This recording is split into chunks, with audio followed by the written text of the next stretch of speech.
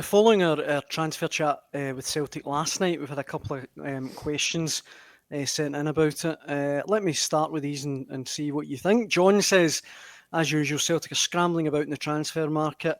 Apart from Kieran Tierney and Nygren, the rest are Brendan Rodgers' own words for the future.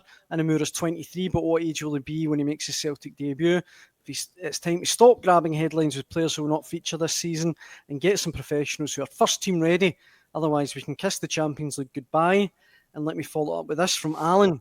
He says, so Keith Jackson thinks that Celtic have had a good transfer window in retaliation to the Rangers takeover. Come on, Keith. An injury-prone fullback, a backup goalkeeper, and 3 young players that no one's ever heard of.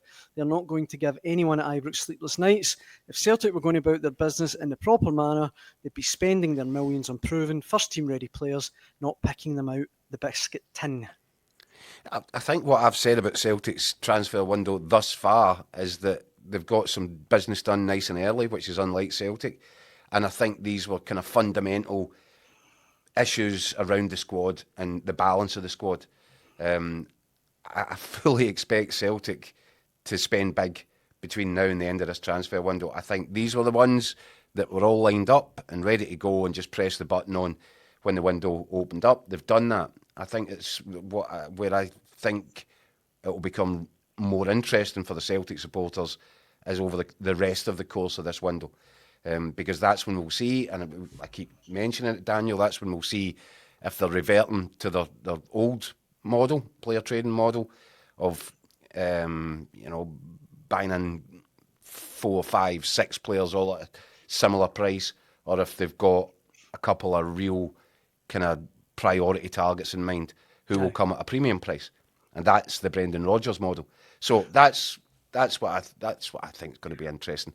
And I will go back to the fact that Celtic had 5 players in the door very, very early, and that was a response because it shows you that they have certain plans, and I think this transfer window will be done in phases. Well, Mikey in the comment section points out that Celtic didn't sign a player till mid-July last year, and it's also That's worth what I mean. it's also worth saying. I'm right in saying Austin Trusty and Engels were deadline day signings, weren't they? They were certainly late. Aye.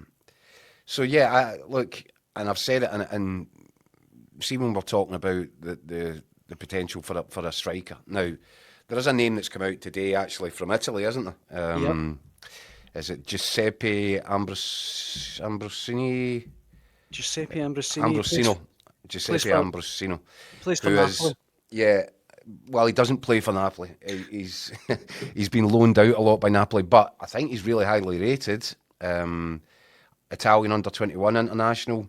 Again, you might look at that and think, well, what's the difference between that and Callum Osman, who's been brought in from Fulham? Except there's a bit of excitement about this guy over in Italy, otherwise he wouldn't be leading the line for the under-21s.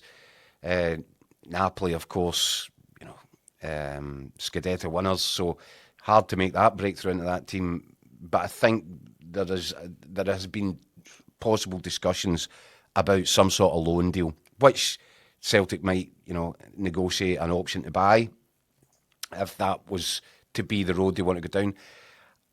Interesting, and I'm sure he's a good player, but it doesn't quite fit in with what I would expect from Celtic.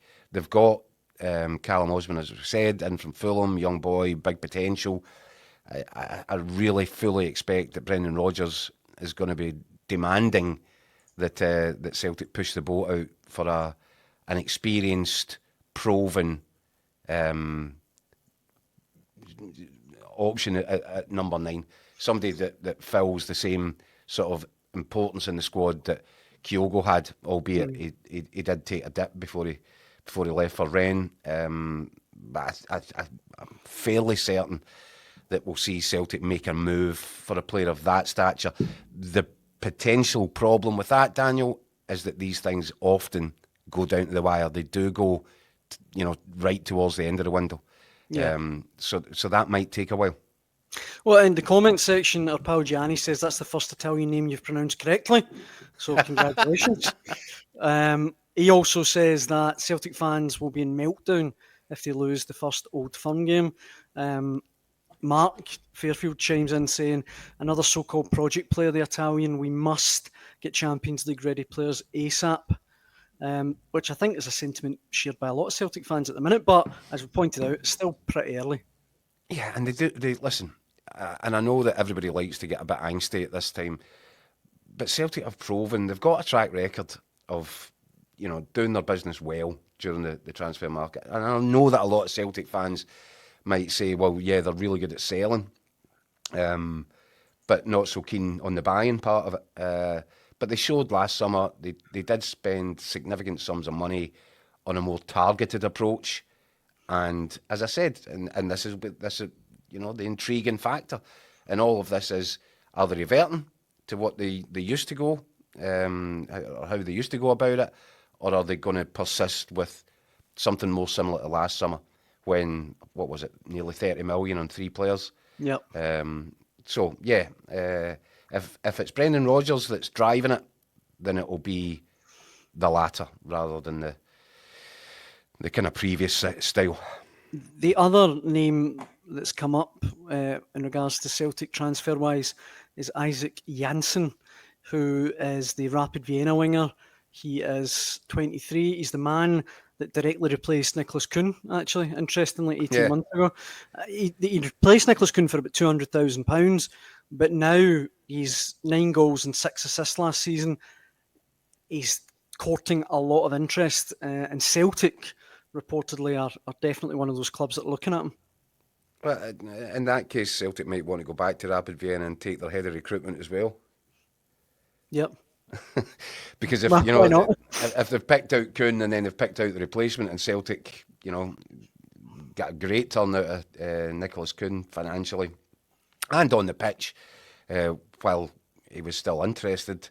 If this guy's similar level, you could perfectly understand why there would be a similar level of interest. Mm-hmm.